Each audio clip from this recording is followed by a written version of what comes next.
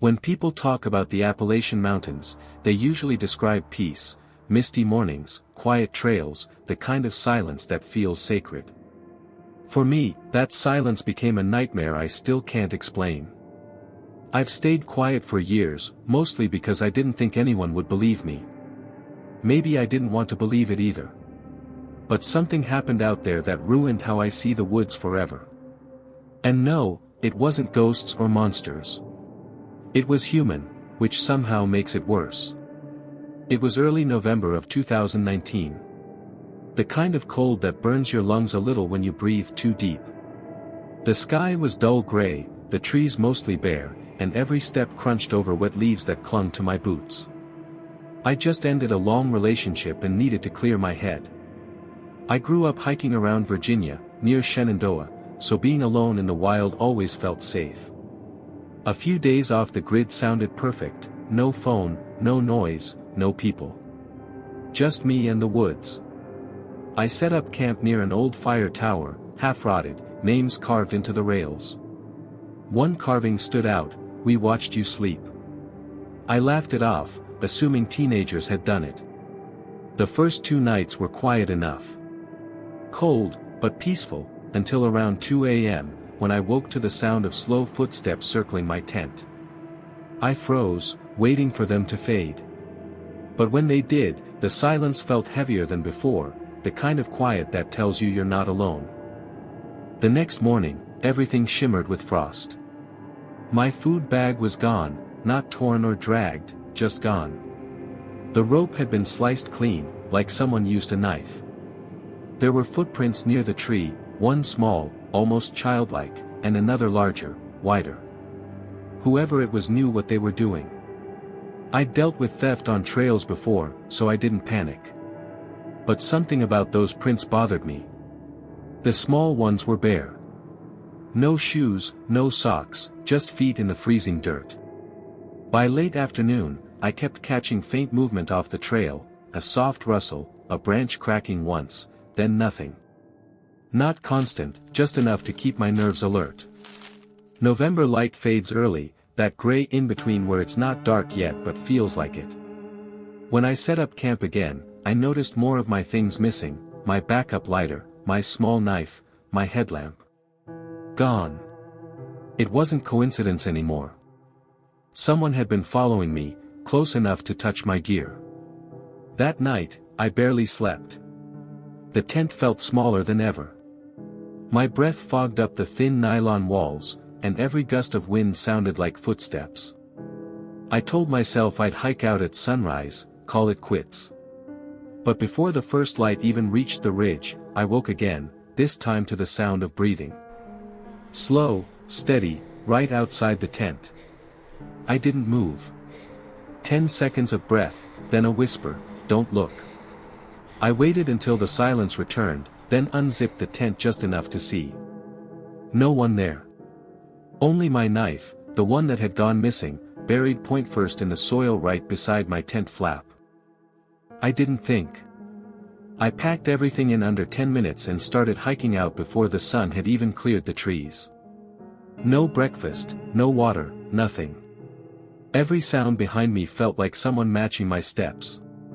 The cold stung my throat, but fear burned hotter. Every gust of wind became a whisper, every snapped twig a signal. The feeling of being watched never faded, not for a single mile.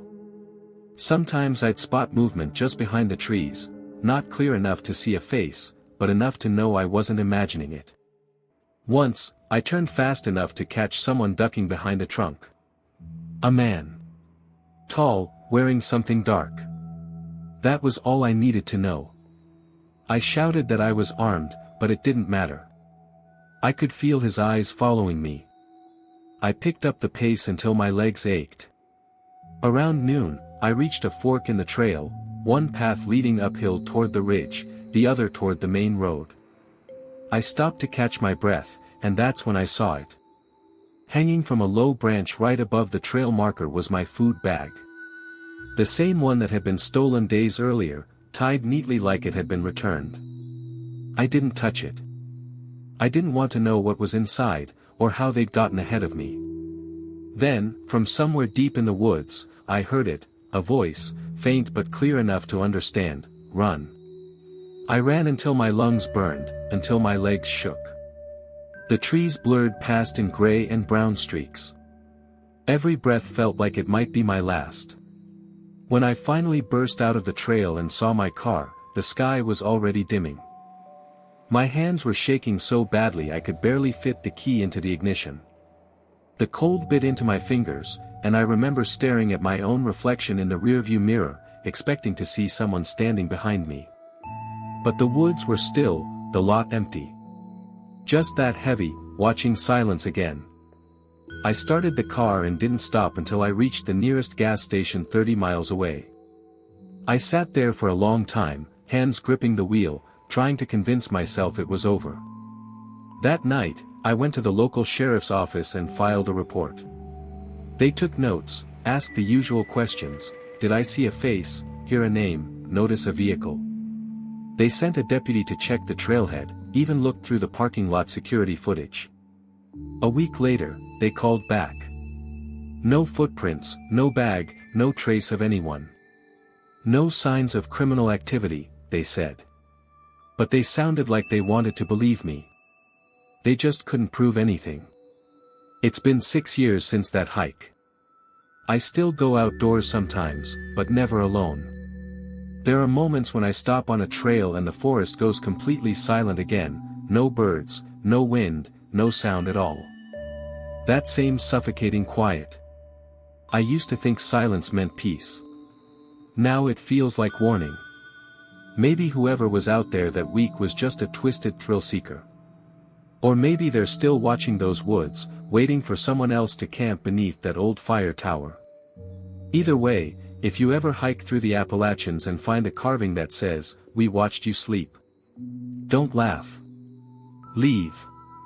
Subscribe to Fact Fear Stories, if you still plan on sleeping tonight. I moved to West Virginia more than 15 years ago, chasing solitude.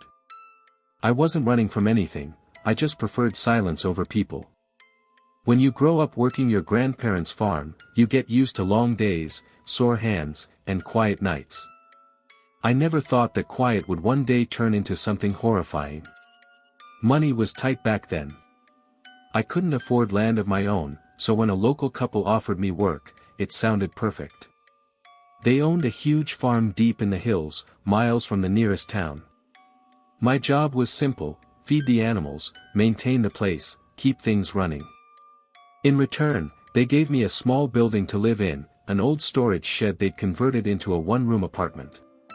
It wasn't much, but it was peaceful. The couple seemed normal enough at first. Polite, soft-spoken, though there was always this uneasy distance between us. They were older, mid-60s maybe, and always together. Even when I waved, they'd just nod, never smile. The farm was so big that I could go days without seeing either of them, which honestly suited me fine. 2 years passed without incident. Then one winter night, while reading online, I stumbled upon something that made my stomach drop, a story posted on a true crime forum. The author described working on a rural farm owned by an older couple. They mentioned feeding animals, keeping reports, living in a converted outbuilding. It matched my situation exactly. Every small detail, down to the layout of the property. I kept reading, heart pounding. Then the post took a darker turn. The writer claimed to have found something underground. The post said there was a hidden basement beneath the couple's house, sealed behind a false wall, where people were being kept. I remember staring at the screen, unable to breathe. It couldn't be the same farm. It couldn't. But the way the writer described the kitchen stairs, the old red barn, the water pump near the fence, it was identical. I showed the story to a friend who was good with tech.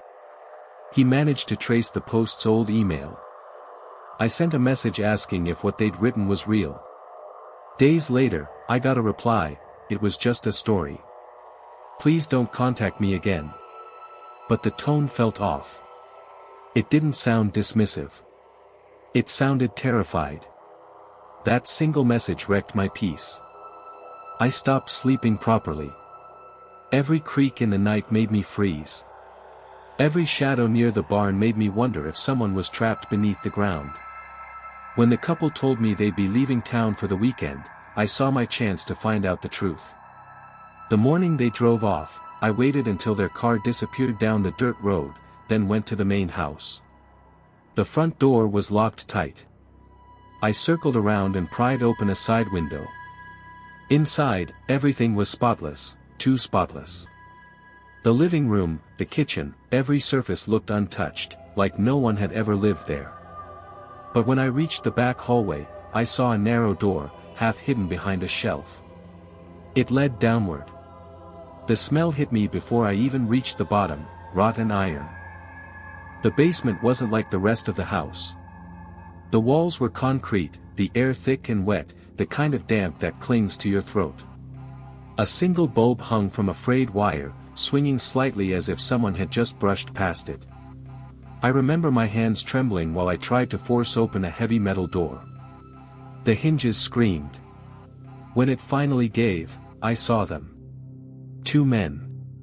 Huddled in the corner, filthy, half-starved, shaking so violently it didn't seem possible they were still alive. Their faces were hollow, their skin grayish. They flinched when the light touched them. I kept saying, "It's okay, I'm not here to hurt you," over and over, but they didn't seem to understand. They didn't speak English. After a few seconds, one of them pointed toward the stairs. I stepped aside, and they bolted past me barefoot, sprinting into the open fields behind the house. I chased after them just far enough to see them reach the tree-line. Before disappearing, one of them turned and bowed slightly, as if thanking me. That broke me. I fell to my knees in the dirt, shaking, unable to comprehend what I'd seen. When I finally got back up, I ran back inside. I needed proof, something that would make the police believe me. Papers, photos, anything. But every drawer, every cabinet was empty. Not even dust. It was like the couple had scrubbed away every trace of their existence. That's when I heard it, the crunch of tires on gravel. Their car. They were back. I froze where I stood, heart hammering. I could already see the headlights cutting through the window blinds. I ran out the back door and sprinted across the open field, not daring to look behind me. My breath came in sharp bursts. I didn't stop until I reached the main road. I didn't take anything from my room, not my clothes, not even my ID. I just kept running until my legs nearly gave out. A friend from 2 towns over came to pick me up. I told him everything. He thought I was losing it until I showed him the online post. That night, around 4 a.m., there was a knock at his door. 2 men stood outside claiming to be police. I actually felt relieved, finally, someone to tell. But as soon as he opened the door, they shoved their way in. No badges. No questions. They just attacked. One of them slammed me against the wall so hard I blacked out for a few seconds.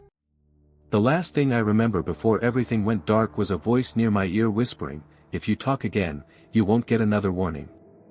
I woke up hours later on the floor, bruised and dizzy. My friend was gone. His door stood open, cold air spilling in. That was 15 years ago. Since then, I've changed my name twice, moved across 3 states, and never stayed in one place long enough to make friends. I sent anonymous reports to the police years later. Nothing came of it. They said the farm was abandoned now. No one knows what happened to that couple. Some say they sold the land and vanished. Others claim the place burned down, though no fire was ever officially reported. Locals avoid the area altogether. The dirt road leading to the property is overgrown, the house sinking into itself, windows like dark, watching eyes. Still, sometimes at night, I swear I dream about it. I see those 2 men, standing at the edge of the woods, their hollow faces lit by moonlight, staring at me like they're waiting for something I never finished. I've lived under different names, in different towns, always keeping one bag ready. It's the only way I can sleep, knowing I can leave in an instant if someone finds me again. Because deep down, I know they're still out there. People like that don't just vanish. They move, adapt, start over somewhere else. Maybe on another farm, maybe with new help. Sometimes, late at night, when the house gets too quiet, I catch myself checking the locks twice, then 3 times. I keep the lights low. I keep the blinds closed. And when I hear cars on the gravel road outside, my pulse still jumps. The worst part isn't the fear that they'll find me. It's the thought that someone else, right now, might be working for them, feeding animals, maintaining land, living in some quiet shed, thinking they've found peace. My parents still own a small cabin down in the lower Appalachian foothills, just a few miles outside a town most maps don't even bother marking anymore. When I was a kid, it was a warm, lively place. Families lived nearby, gardens bloomed through the summer, and the lake echoed with laughter every night. It felt safe. That's the part that haunts me most, how normal it all was before everything changed. In 2002, 2 women were murdered on the ridge a few miles from our cabin. The killer was never caught. After that, people just stopped coming. Within a few years, most of the homes were abandoned. Mail stopped arriving. Windows boarded up. What used to be a cheerful little community turned silent and hollow. My parents still went up occasionally, just to keep the place from collapsing. By the time I left for college, the cabin was more memory than home. The roof sagged, the walls leaned, and the dirt road washed out a little more every winter. Eventually, they decided to rent it out. Nobody wanted it, of course, until one day a couple from town agreed. Their names were Leonard and Elsie. They were older, mid-60s, maybe, and strange in a quiet way. Leonard always looked angry about something, thin and pale with a permanent scowl under his flannel jacket. Elsie barely spoke. My mom didn't like them, said they gave her a bad feeling, but my dad said rent was rent. For a few months, things seemed fine. Until one day, they just disappeared. No call, no note, nothing. They simply packed up and left as if they'd never been there. My parents didn't bother looking for them. The rent checks had stopped, and honestly, the whole thing felt like one more reason to sell the place. But they didn't. The cabin sat empty again for almost a year before we finally decided to go check on it. It was November, the kind of gray, brittle cold that seeps into your bones and makes even daylight look tired. My sister came along, bringing her cat, Willow, a soft, calm little thing that always made the house feel alive. My mom said it'd make the place less lonely. The first 2 days were uneventful. The air inside smelled musty but familiar. We spent the time cleaning, running the old heater, and making grocery runs to the nearest town. It almost felt normal. But on the 3rd morning, everything changed. We found Willow lying under the back steps, twitching, drooling, her pupils blown wide. My mom screamed before anyone even processed what was happening. My sister scooped her up and sped to the vet, driving like a maniac down that broken mountain road. The vet said it was rat poison, deliberate, not accidental. He said if she'd arrived an hour later, Willow would have been dead. We'd never used poison. We didn't even keep traps. The cabin was clean, sealed tight. That meant someone had placed it there, recently. That night, none of us slept. Every small sound outside made us freeze. The wind tapping against the old siding, branches brushing the roof, it all felt deliberate somehow. Around midnight, the motion light above the porch flicked on. My dad went to check, thinking maybe it was a raccoon. There was nothing there, just the yard stretching out into the trees. When he came back inside, I noticed the smell. Cigarette smoke. Faint, but fresh. None of us smoked. The next morning, he found muddy boot prints by the side door. He tried to shrug it off, saying maybe they were old, maybe from a plumber months ago. But the soil outside was still wet from last night's frost. Those prints were new. That evening, while we were eating, something hit the side of the cabin. Not loud, just one solid thump, like a boot connecting with the wall. My dad ran out with a flashlight. I followed him to the porch. The light flicked again, then went out completely. I swear I saw something move between the trees, a pale shape slipping out of the beam's edge. Mom wanted to leave that night, but Dad said it was too late and too dangerous to drive those roads in the dark. None of us slept. Around dawn, he found the basement door cracked open. It had been locked from the inside when we'd arrived. He didn't say anything, but his face said enough. By afternoon, we started packing to leave early. We didn't talk much while packing. Every sound felt too loud, every shadow too deep. The morning light looked weak, gray, and cold through the windows. When Dad went to load the car, he called out for us to come look. The back door lock had been snapped clean off. The frame splintered around it. Someone had forced their way in during the night. Inside, nothing was stolen, but the air felt wrong, stale, colder somehow, like whoever had been there had stayed long enough to leave a piece of themselves behind. The same faint cigarette smell hung in the hallway. Mom just stood there, shaking her head, whispering, "He came back." We left that afternoon, driving without a word. A week later, the sheriff called. One of the neighbors had reported seeing a pickup parked near the end of our road at night. They recognized it immediately. It was Leonard's old truck. The neighbor said the engine was running, but the lights were off. The man inside never moved, just sat there in the dark for hours before driving away. They tried to trace him afterward, but the truck was gone. No registration, no forwarding address, no clue where he'd gone. My parents haven't been back to that cabin since.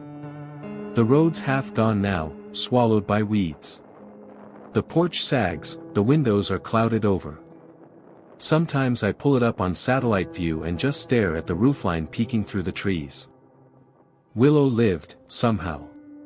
She has a small scar on her side where they treated her, but she's still gentle, still curls up in my sister's lap like nothing ever happened. My parents keep saying they'll sell the cabin, but they never do. Maybe it's guilt, or maybe it's superstition. Some part of them can't let go. I've driven by the area a few times as an adult. The forest has nearly swallowed everything. You can barely see the cabin from the main road now, just the tip of the roof through the trees. No power lines, no signs of life. Still, every time I pass that stretch of woods, I get this strange, heavy feeling, like something's watching from behind the glass. People like to talk about hauntings, but I don't believe in ghosts. Not really.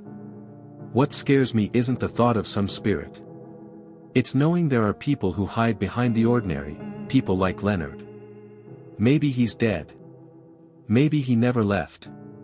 The sheriff said his name doesn't appear anywhere anymore, not even in old tax records. But sometimes at night, I think about that broken door, the cigarette smoke, the way Willow twitched under those steps, and I wonder. Maybe the cabin isn't empty after all. Soft wind fades, then silence. Fact, fear stories, because some memories never stay buried.